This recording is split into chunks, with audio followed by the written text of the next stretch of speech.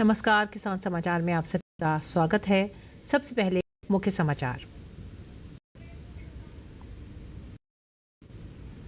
केंद्रीय मंत्री राजीव रंजन सिंह ने पशुधन शुभारंभ। ये परियोजना रोग निगरानी, प्रयोगशाला विस्तार और जमीनी हमारी राष्ट्रीय क्षमता को करेगी मजबूत, जो जूनोटिक रोग से पशु और मानव स्वास्थ्य दोनों के लिए ही सुरक्षा के लिए है महत्वपूर्ण।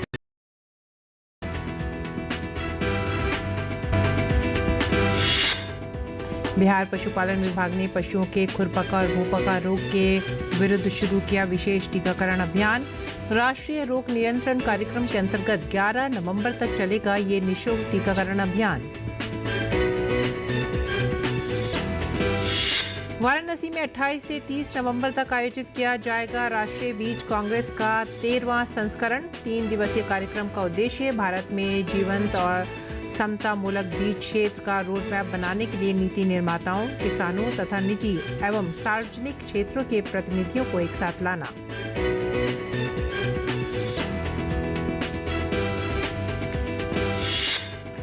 चक्रवाती तूफान दाना के बाद ओडिशा में यातायात बहाली का काम जारी। सतर्क प्रशासन और तैयारियों के कारण कोई हताहत नहीं।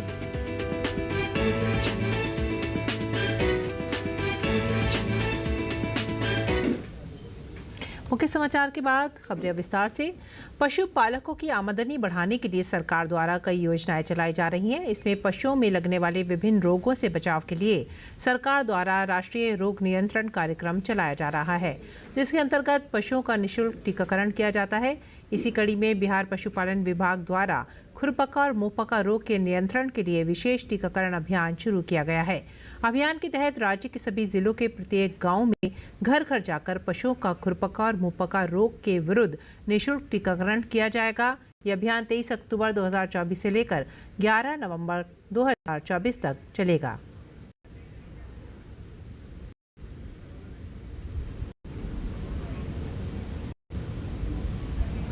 किसी भी पशु का टीकाकरण नहीं होने अथवा टीकाकरण के दौरान मांग करने की शिकायत पशुपालन निदेशालय बिहार पटना के फोन नंबर 061222300942 पर की जा सकती है। टीकाकरण की विशेष जानकारी निकटवर्ती पशु चिकित्सालय या संबंधित जिला पशुपालन कार्यालय अथवा पशु स्वास्थ्य उत्पादन संस्थान बिहार पटना फोन नंबर 0612226049 से प्राप्त की जा सकती है।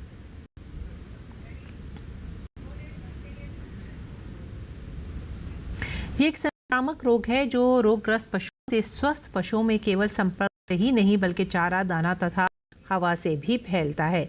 इसमें पशु की मृत्यु होने की संभावना तो होती है, परंतु मादा पशुओं का दुग्ध उत्पादन, उनकी गर्भ धारण क्षमता और बैलों भैंसों के कार्य करने की क्षमता पर विपरीत प्रभाव पड़ता है।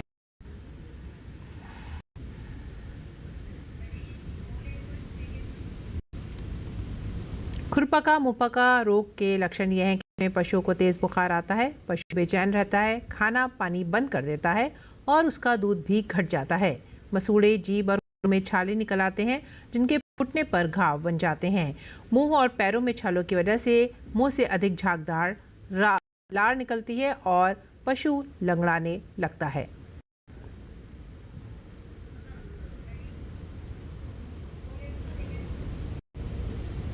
सारे पशुओं को नियमित रूप से टीका लगवाना चाहिए। जिस गांव में खुरपका मुंहपका रोग फैल रहा है वहां स्वस्थ पशुओं को टीका लगवाना चाहिए। हर पशु के लिए अलग सुई का प्रयोग होना चाहिए। बीमार जानवर को स्वस्थ जानवरों से अलग कर साफ सुथरे और सूखे स्थान में रखना चाहिए। खुरपका मुंहपका रोग के उपचार के लिए पशुपालक लाल दवा से घावों को धोएं, साथ ही पशु चिकित्सक की सलाह अवश्य ले लें।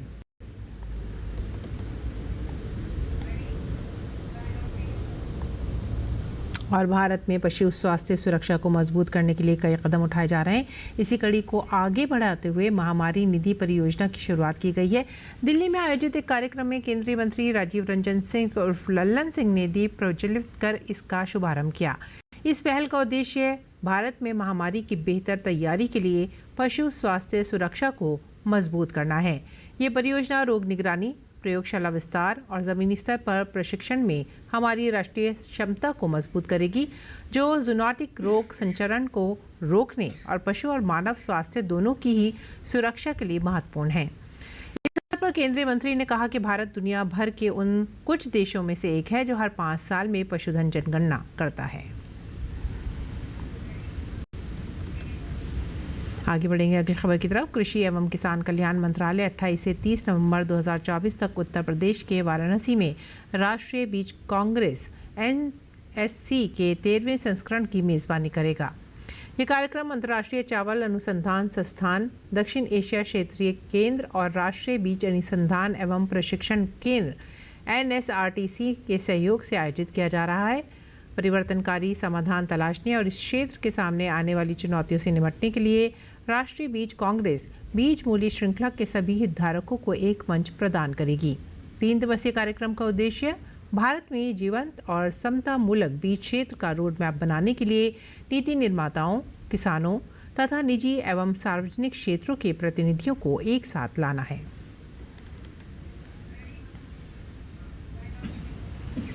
किसानों के लिए प्रधानमंत्री का प्रयास अब बड़े स्तर पर नजर आने लगा है। जहां एक और युवा किसान दूसरे देशों में निर्यात के लिए ब्रांडिंग कर रहे हैं, तो वहीं केंद्र सरकार की एजेंसी भी इस काम में उनकी मदद कर रही है। ये स्टूडियो है राइस का, नाम दिया है इन लोगों ने, ब्रांडिंग अच्छी की है, पैकेजिंग अच्छी है, संस्कार हैं, युवा हैं, किसान भी हैं और ये काम भी करते हैं। संस्कार, ये प्रेरणा जो आप काम कर रहे हो बहुत ही सराहनीय है। कि प्रेरणा आपको कैसे मिली और क्या है ये आपका काम? तो देखिए, अभी हमारे PM जी ने फार्मर्स के लिए बहुत सारे नए नए इनिशिएटिव लिए हैं, ठीक है। तो उसमें से एक इनिशिएटिव की वजह से मैं इन सब चीज़ से इंस्पायर हुआ कि फार्मर्स को और ज़्यादा बढ़ावा देना चाहिए और ज़्यादा उन लोग की तरफ लीन होना चाहिए, ताकि लोगों को पता चले कि हमारे फार्मर्स कितने मेहनती हैं। उसी हिसाब से ये जो इनिशिएट हम लोगों ने स्टार्ट किया है, हमारा ब्रांड है बुद्धा रत्ना। उसमें कई तरीके के चावल है, जैसे काला नमक चावल है, जीरा राइस है, केसर राइस है, ऐसे काफ़ी ढेर सारे राइस है जो कि हम लोगों ने स्टार्ट किया। और साथ ही साथ ODOP जो कि 1 डिस्ट्रिक्ट 1 प्रोडक्ट करके इनिशिएट चालू किया गया था, उसमें हम लोगों ने अपना प्रोडक्ट दिया, तो कि पूरे के पूरे इंडिया में ये पैन इंडिया गया है, लोगों ने टेस्ट किया है। ये विदेशों में भी जाता है और विदेशों में भेजने के लिए एक संस्था है एपीडा, जो वाराणसी में बहुत ज़्यादा काम कर रही है। उसके उप महाप्रबंधक हैं CB सिंह जी। CB सिंह जी, ये जो ब्रांडिंग या पैकेजिंग जो है, आप किस तरह से किसानों को प्रेरित कर रहे हैं कि एक युवा किसान संस्कार जो है इसको लेके आगे बढ़ रहे हैं? खास करके हम देखें कि पूर्वांचल के इस क्षेत्र में जहाँ पे नॉन बासमती राइस का उत्पादन बहुत अच्छे स्तर पे है, और पूर्व में हम लोगों ने देखा है जो यहाँ के लोगों को चैलेंज जिस तरह से मार्केट में, एपीडा ने उसमें अपने पूरी सहयोग देने की कोशिश किया। जैसा कि प्रधानमंत्री भी कहते हैं, जो युवा हैं हमारे किस तरह से कृषि क्षेत्र में जुड़े, और ये जुड़ रहे हैं।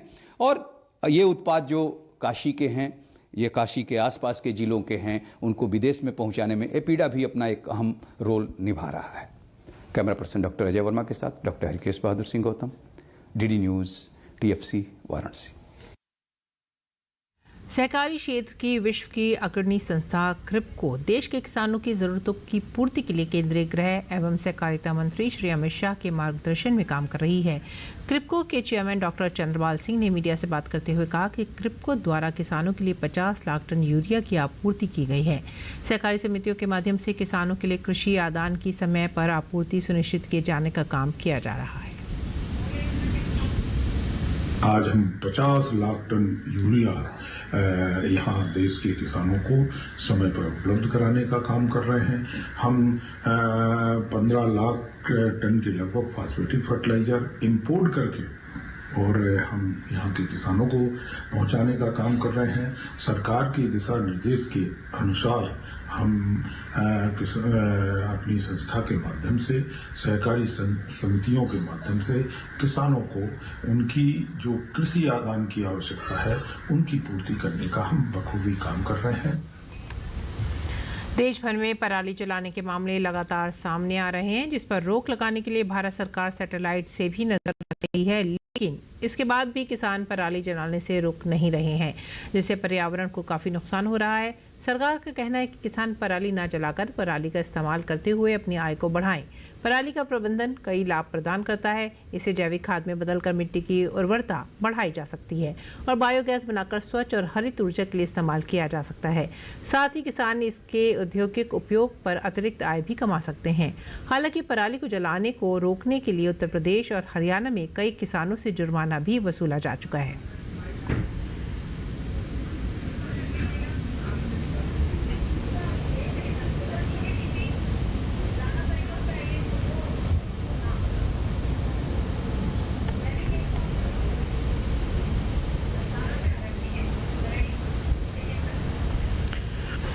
और अब बात करते हैं चक्रवाती तूफान दाना की। दाना ओडिशा के तट से टकराने के बाद तेज़ हवाओं के साथ तेज़ बारिश हो रही है। चक्रवाती दाना के प्रभाव से भद्रक और धामरा में तेज़ हवाओं और बारिश के कारण कई जगह पेड़ उखड़ गए हैं, जिसके बाद उखड़े हुए पेड़ों को हटाकर सड़कों पर यातायात बहाली का काम किया जा रहा है।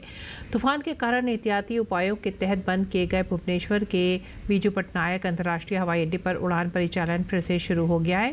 वहीं कोलकाता की नेताजी सुभाष चंद्र बोस अंतर्राष्ट्रीय हवाई अड्डे पर भी परिचालन शुरू हो गया है। ओडिशा के मुख्यमंत्री मोहन चरण मांझी ने भुवनेश्वर में चक्रवाती तूफान दाना के लैंडफॉल के बाद की समीक्षा की है। इस दौरान राजस्व और आपदा प्रबंधन मंत्री सुरेश पुजारी और ओडिशा के मुख्य सचिव मनोज आहूजा भी मौजूद रहे।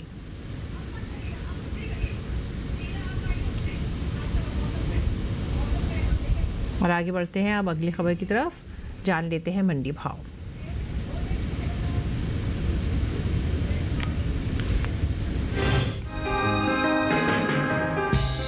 गुरुवार को अरहर की आवक देश की ज्यादातर मंडियों में सामान्य देखने को मिली। बात हाजिर भाव की करें तो एगमार्क नेट के मुताबिक गुजरात की दाहोद मंडी में 23 अक्टूबर को अरहर का भाव रहा 7,400 रुपए, जो कि 24 अक्टूबर को 50 रुपए उछलकर 7,450 रुपए पर पहुंच गया। इसी तरह राज्य की राजकोट मंडी में भी अरहर के सौदे बढ़त के साथ हुए। यहां 24 अक्टूबर को इसका भाव 50 रुपए चढ़कर 7,750 रुपए से 7,800 रुपए पर पहुंच गया। उत्तर प्रदेश की तरफ रुख करें तो यहां की अलीगढ़ मंडी में 23 अक्टूबर को अरहर का भाव रहा 10,700 रुपए, जो कि 24 अक्टूबर को 100 रुपए टूटकर 10,600 रुपए पर आ गया। राज्य की मिर्जापुर मंडी में 23 अक्टूबर को अरहर के सौदे 10,575 रुपए पर हुए। 24 अक्टूबर को यहां इसका भाव 25 रुपए की गिरावट के बाद 10,550 रुपए हो गया। वहीं पश्चिम बंगाल की आसनसोल मंडी में इस दौरान अरहर के भाव स्थिर रहे। यहां 23 अक्टूबर को अरहर का भाव रहा 10,500 रुपए, जो कि 24 अक्टूबर को भी 10,500 रुपए पर बरकरार रहा। घरेलू स्तर पर इस साल खरीफ अरहर की पैदावार में बढ़त देखने को मिल सकती है। कृषि मंत्रालय के अंतिम अग्रिम अनुमान के मुताबिक देश में साल 2023-24 के दौरान खरीफ अरहर की पैदावार 34,17,000 टन होने की उम्मीद है, जबकि बीते साल इसकी उपज 33,12,000 टन रही थी। यानी इस साल खरीफ अरहर की पैदावार में 1,05,000 टन की बढ़त हो सकती है।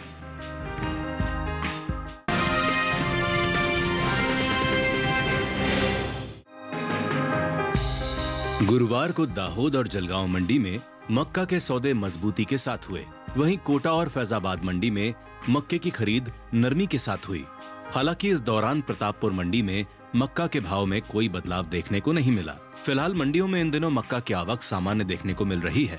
एगमार्क नेट के मुताबिक छत्तीसगढ़ की प्रतापपुर मंडी में 23 अक्टूबर को मक्का का भाव रहा 2,225 रुपए। 24 अक्टूबर को इसके भाव में कोई फेरबदल नहीं हुई और भाव 2,225 रुपए पर बना रहा। गुजरात की दाहोद मंडी में 23 अक्टूबर को मक्का का भाव रहा 2,450 रुपए, जो कि 24 अक्टूबर को 50 रुपए की छलांग लगाकर 2,500 रुपए हो गया।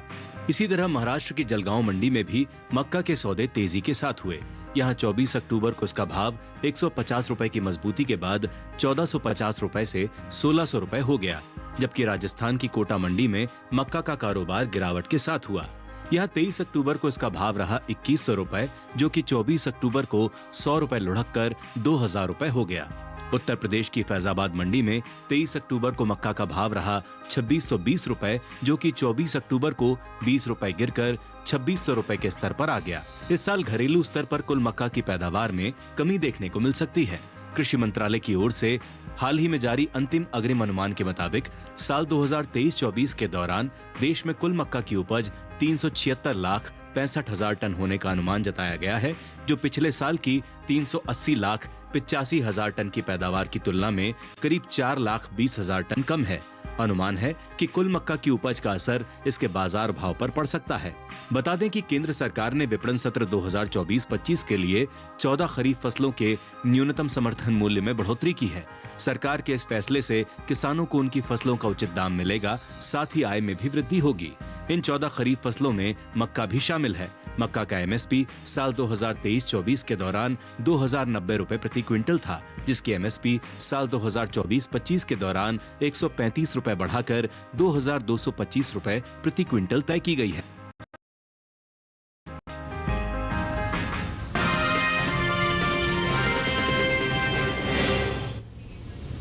और अब बात करते हैं मौसमी खेती की। किसान इस मौसम में कैसे रखें अपनी खेती का ख्याल, देखते हैं।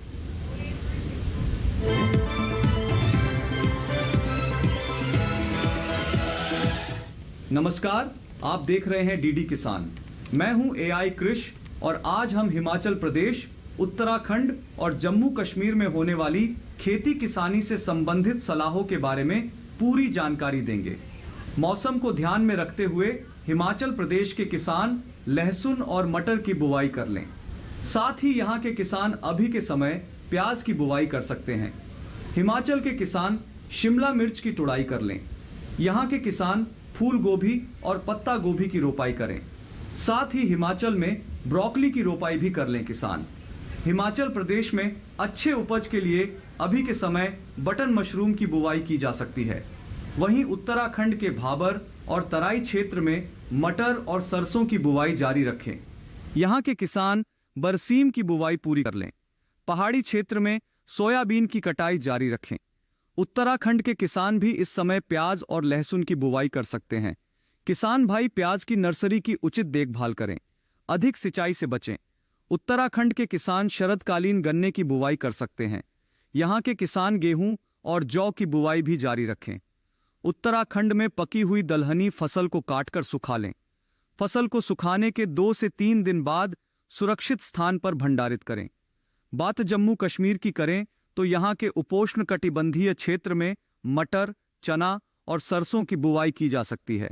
यहाँ के किसान आलू की रोपाई जारी रखें। जम्मू कश्मीर के किसान पत्ता गोभी, फूल गोभी और ब्रोकली की रोपाई कर लें।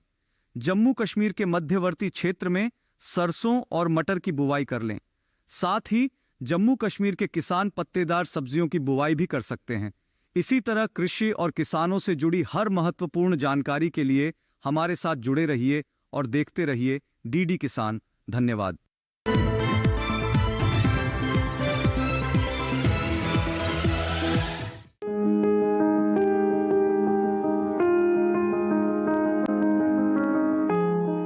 ब्रोकली फूल गोभी की ही एक किस्म है। आम गोभी का फूल जहाँ सफेद होता है, वहीं इसके फूल का रंग हरा होता है। इस कारण इसे हरी गोभी भी कहते हैं। ब्रोकली की खेती फूल गोभी की तरह ही की जाती है। इसकी पौध भी फूल गोभी की तरह दिखती है, लेकिन फूल गोभी के एक पौधे से एक ही फूल मिलता है, जबकि ब्रोकली के पौधे से मुख्य गुच्छा काटने के बाद भी अलग शाखाएं निकलती हैं और बाद में इनसे भी छोटे छोटे फूल मिलते हैं। इस समय कुछ जगह किसान खेतों में ब्रोकली की रोपाई कर सकते हैं। बुआई के लिए सबसे पहले अपने खेतों को जोतकर तैयार कर लें। खरपतवार को पूरी तरह से निकालकर साफ कर लें। 1 हेक्टेयर में बुआई के लिए ब्रोकली के 400 से 500 ग्राम बीज काफी रहते हैं। उर्वरक की बात करें तो 1 हेक्टेयर रकबे के लिए 120 किलो नाइट्रोजन, 60 किलो फास्फोरस और 60 किलो पोटेशियम युक्त उर्वरक इस्तेमाल करें। रोपाई करते समय कतार से कतार की दूरी 60 सेंटीमीटर रखें। अच्छी फसल के लिए बुआई के तुरंत बाद सिंचाई करें। उसके बाद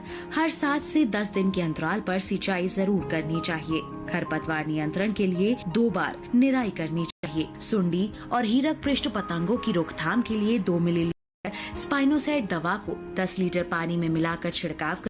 दवा का छिड़काव सिर्फ उसी जगह पर करें जहां फसल में बीमारी लगी हो या जहां कीटों का प्रकोप हो। रस चूसने वाले कीटों की रोकथाम के लिए थायमेथिक्सोम दवा की 2 ग्राम मात्रा को 10 लीटर पानी में मिलाकर छिड़काव करें।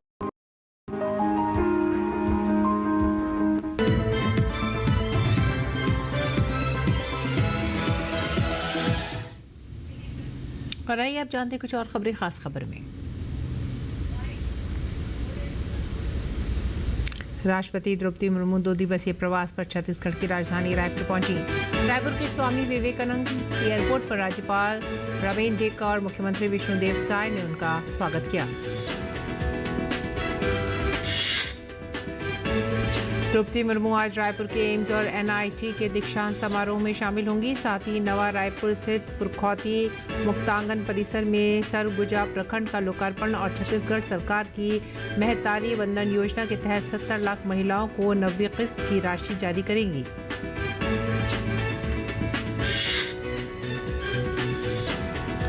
अठारहवां एशिया प्रशांत जर्मन व्यापार सम्मेलन APK नई दिल्ली में आयोजित किया जा रहा है। सम्मेलन में प्रधानमंत्री नरेंद्र मोदी और जर्मनी के चांसलर ओलाफ शोल्ज ने शिरकत की। आज भारत डेमोक्रेसी। प्रधानमंत्री ने भारतीय आकांक्षा और विकसित भारत का रोडमैप तकनीक और स्किल की बदौलत दुनिया को भरोसा दिलाया कि भविष्य की समस्याओं का समाधान देने में भारत सक्षम है। उन्होंने निवेशकों से आह्वान किया कि भारत की ग्रोथ स्टोरी से जुड़ने का ये सही समय है।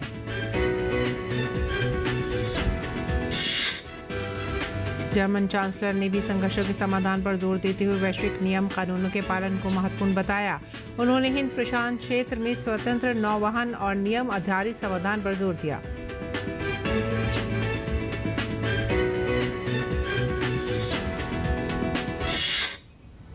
इसी के साथ ही आप हमारी पूरी टीम को दीजिए आज्ञा।